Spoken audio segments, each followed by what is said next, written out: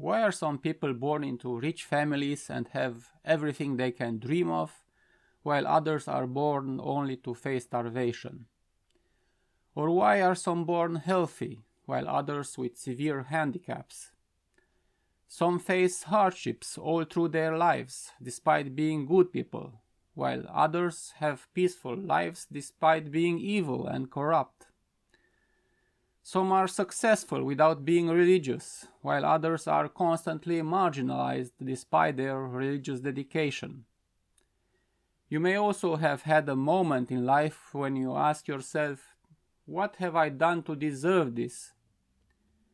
Well, the answer is simple for those who believe in reincarnation.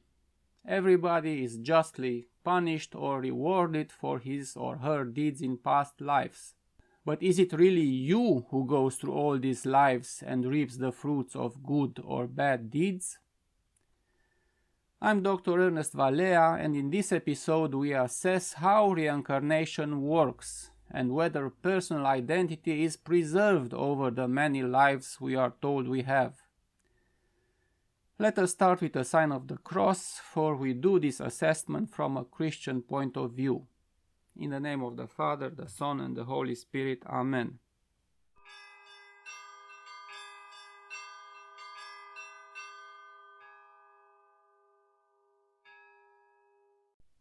The content of this episode and the following 3 is part of Chapter 5 in this book, Artificial Intelligence, Reincarnation and Resurrection.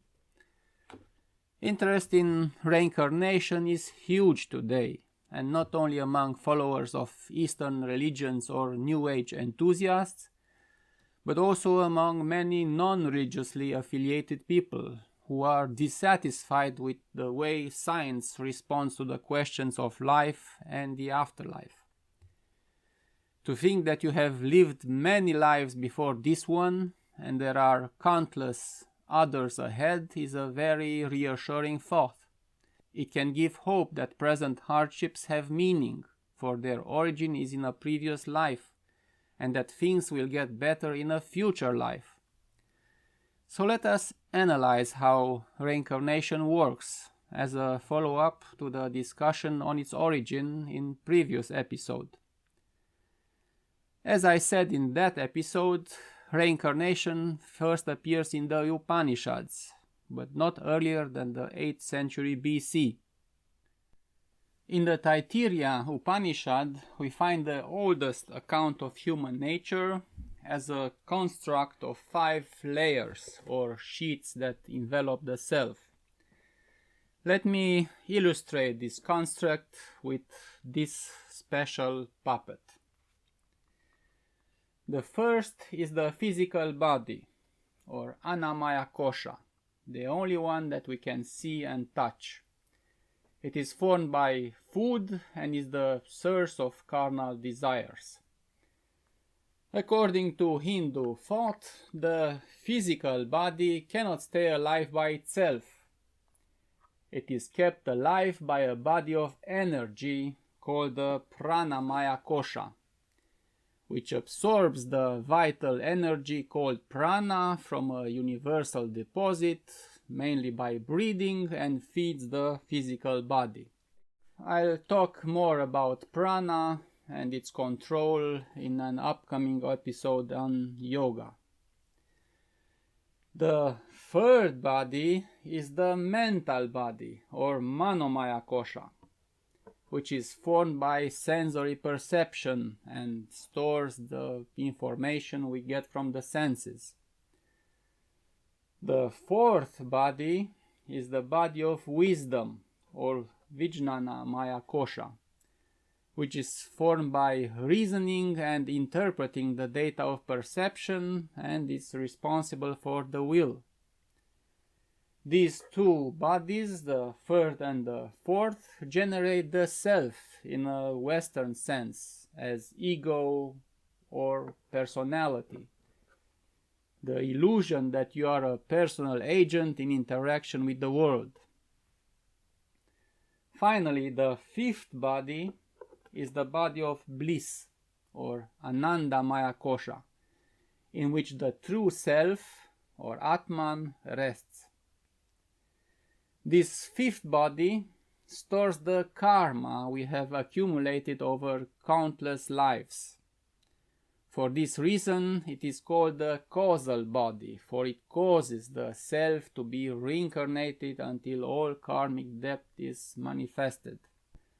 As I said in the previous episode, the essence of our nature is this atman, the self, of the same nature and quality with Brahman. The causal body stays attached to the self as long as it reincarnates, as the deposit of mental impressions, called samskaras, we have accumulated over countless lives. These are the seeds that will determine our next life. So this causal body is not a conscious memory of past lives, but a deposit of tendencies that will manifest in a future life without knowing it in a conscious manner. Therefore, the entity that reincarnates, which is the self together with its causal body, does not preserve personal identity. For anything that could define the person we are in this life in terms of body, brain, memory and beliefs is lost at death. These four bodies are gone and lost. So personal identity cannot travel from one life to the next, for it does not belong to the self and its causal body, this entity that really reincarnates. Once liberation is attained, the self is united with Brahman and becomes one with it. Imagine that this is the self as a drop of water that is united with the water in this glass and loses its identity. This is the ultimate fulfillment of human nature in every form of pantheism. Later developments gave rise to alternative views and names of the layers that envelop the self, and from Hinduism this structure was imported into forms of New Age spirituality and alternative medicine. In the Advaita Vedanta, the pantheistic philosophy which emerged from the Upanishads, these 5 layers form 3 bodies. The gross body, or the physical layer, called Sthula Sharira, the subtle body, called Sukshma Sharira, made of these next 3, and the causal body, called Karana Sharira, the one which holds the self, and is attached to atman as long as its bondage lasts. In the Western world, the earliest form of belief in reincarnation dates back to Pythagoras in the 6th century BC. Through Pythagoreanism, it reached Plato, who affirmed it in several dialogues, and from Platonism, it was adopted by Gnosticism in the 1st and 2nd century AD, and then by Neoplatonism in the 1st century AD. In the Middle Ages, reincarnation was taken up by medieval Gnostic traditions such as the Bogomils and the Cathars, starting in the 11th and 12th centuries, but remained a doctrine known only in relatively small circles. In Judaism, reincarnation appeared only as late as the 13th century AD, through the mystical school called the Kabbalah. 12th century rabbis such as Halevi and Maimonides do not mention it in their writings. Reincarnation, called Gilgul in Hebrew, became popular in the Zohar, a 13th century Kabbalistic text, and was later promoted mainly by Rabbi Luria and his 16th century disciples. Reincarnation became popular in the Western world only in the 19th century through the contributions of the Theosophical Society, founded by Helena Blavatsky and co-founders Henry Olcott and William Judge, and the Anthroposophical Society founded by Rudolf Steiner. Important support was given by the arrival of religious masters from the East, who founded yoga schools and Eastern meditation schools, the result being what we call today the New Age movement. So this is the path by which reincarnation came to be such a commonly accepted teaching among Westerners today. However, the modern meaning of reincarnation differs from what Eastern religions teach. Far from being considered an eternal torment which we must evade by the abolition of personhood itself, in the New Age movement, reincarnation is seen as an eternal progression of the soul towards higher spiritual forms of life. In other words, it is no longer a punishment, but an unending chance to evolve spiritually. Elizabeth Kubler-Ross, one of the leading promoters of this new meaning of reincarnation, says, I quote, "Once we have passed the tests and learned the lessons and have had all the positive experiences that are possible in the physical life, then there is no more need to reincarnate, and we can proceed to a higher form of existence with new learning experiences and a new growth. We are always given a second and another chance until all of us are able to graduate, to return to the source and creator of all life." Since in the Western world the dominant religion was Christianity, the meaning of reincarnation has shifted. And as a result, we hear today that what reincarnates is the soul, which keeps the attributes of personhood from one incarnation to the next. This compromise comes from the need to adapt Eastern teachings to the expectations of Western people, confirming that we desire immortality in personal form.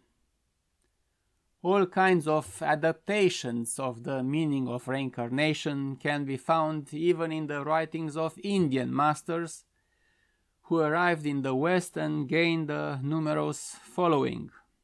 For example, the popular Guru Sri Chinmoy speaks of a judgment of the soul before a personal God in very appealing terms, but in contradiction with his pantheistic worldview. He says, I quote, "The soul has to stand in front of the Supreme and say how much it has achieved in its past incarnation. It will see the possibilities of its coming incarnation and make promises to the Supreme. The aims and ideals that the soul expresses for its role in the world of revelation and manifestation have to be approved by the Supreme. Sometimes the Supreme himself says, 'I expect this from you. Try to accomplish it for my sake there on earth.'" A good example of how the meaning of reincarnation has changed in the West, following Western expectations, can be found in anthroposophy. Rudolf Steiner, the founder of anthroposophy and of Waldorf education, defines reincarnation not as a punishment for ignorance or sin, but the way in which humans evolve towards higher states of consciousness and higher modes of being. You can find a description of Steiner's view of human nature and reincarnation in chapter 3 of this book, in which I talk about anthroposophical medicine. Modern advocates of reincarnation realize the problem posed by the loss of personal identity through reincarnation and argue that we should accept personal continuity, just as physicalists accept it despite a complete physical change in a lifetime. Since physicalists affirm the preservation of identity, although there is not much visible continuity between the newborn and the adult, in physical and mental features, the argument is that we should accept personal continuity also in the case of reincarnation, despite the radical changes that occur from one life to the next. Here is how the Hindu scholar Radhakrishnan states it, I quote, "That may destroy memory of our deeds, but not their effects on us. The metaphysical question of the continuity of the self is not in any way affected by the discontinuity of memory. Simply because we do not have a memory of the early phases of our life or of our existence in the mother's body, we do not deny them. Even in this life we forget a great deal." However, there is a huge difference between the cases we discussed in episode 3 and what reincarnation means. As we saw in episode 3, between the baby and the adult, we can affirm a continuity of identity that allows for change, that is a transitive kind of identity, both in physical aspects and in memory. Although all cells have been replaced, there is continuity between the stages of physical and mental development. And in addition, there are external witnesses of this identity. In the case of reincarnation, however, the change is total and sudden, even if we consider only the rare instances of reincarnation in human form. In the much more probable case of being reincarnated in an animal form of life, the preservation of personal identity gives way to hilarious explanations. On what criteria could one claim continuity between a deceased human person and a worm, a cat, or a cockroach? How could human memory and consciousness be accommodated to a cockroach's brain? Continuity between human life and animal life underlies the moral requirement of ahimsa, not to kill any living being. This is the first moral demand in yoga. Its justification is that among the cockroaches you wipe out could be your grandmother, who took care of you as a little child.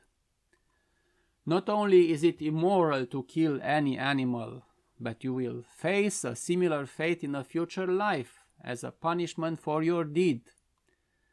And this is not just a joke, but a fact of life for one who wants to be consistent with reincarnation. Following our discussion in episode 3, the preservation of personal identity through reincarnation can hardly be accepted. Remember the Robinson-Brown scenario, in which Robinson awakens from anesthesia with Brown's memories, for he had received Brown's brain. Remember also the mind download thought experiment. In the case of reincarnation, there can be no consciousness of any former identity, for there isn't any element left to carry it from one life to the next.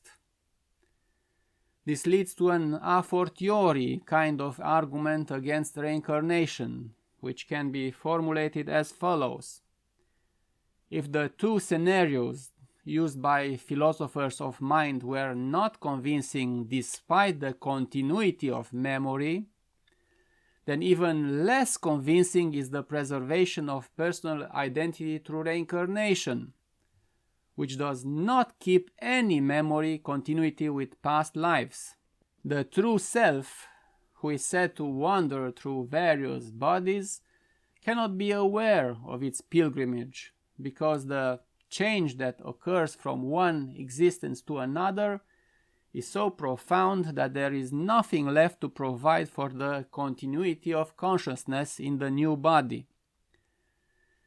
These logical issues of reincarnation should sound a warning bell for its enthusiast followers.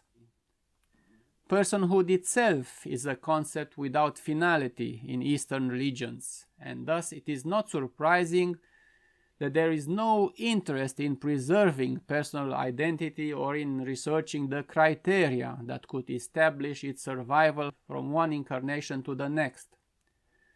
This interest and the evidence brought in its favor are promoted by Western enthusiasts of reincarnation, who claim there is a conscious soul that reincarnates and is perfected from one life to the next.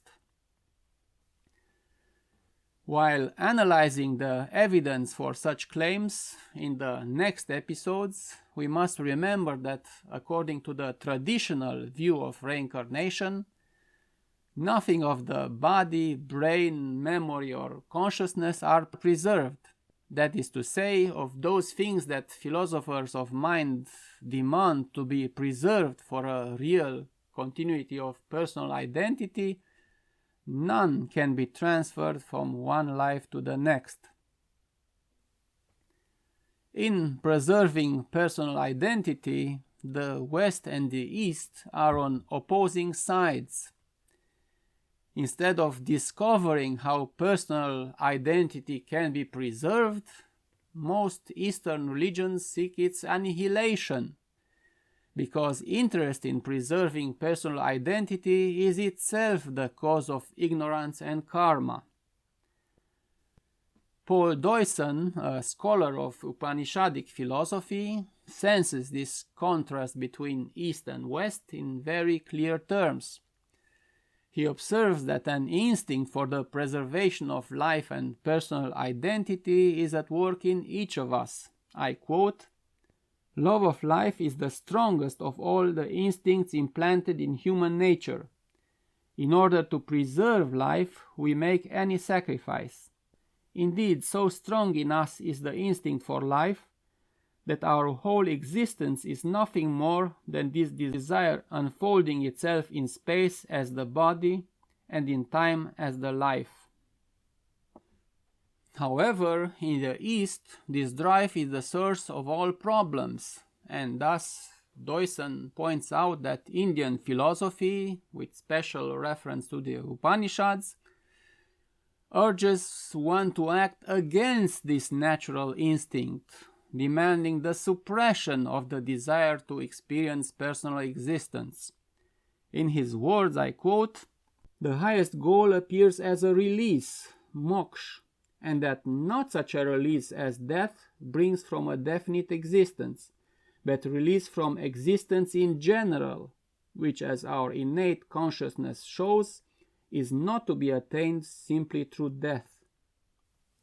Since the self or atman, that is the Hindu self, is devoid of any personal attributes, Indian philosophy is not only not interested in preserving personal identity, but requires its annihilation. In other words, since preserving one's personal status leads only to the perpetuation of suffering in countless future lives, liberation from ignorance demands the annihilation of personhood itself. Hinduism has reached this position by building a worldview on the assumption that the source of our existence is an impersonal ultimate reality. This led to formulating an impersonal view of the self and thus to an impersonal fulfillment of human nature. What could be more antagonistic to this view than the fulfillment of human nature in Christianity? For a follower of Hindu pantheism, our hope in the resurrection and eternal communion with God can only be seen as ignorance, which can only lead to further karma and suffering. But for a Christian, ultimate fulfillment can be seen only in communion with God, who is personal, who always was and forever will be personal, as the Holy Trinity. So do not let yourselves be deceived. You have not lived previous lives, and you have no other lives in this world. This life is enough for us to be saved. However, despite these conclusions on how reincarnation works, it is still claimed that there are serious arguments in its favor. In the next episode, we start examining these arguments, the first being that reincarnation is the means of providing perfect justice, by rewarding each in a perfect way for all crimes or acts of charity. Please don't forget to subscribe and share this information on social media. Thank you for watching and God bless you.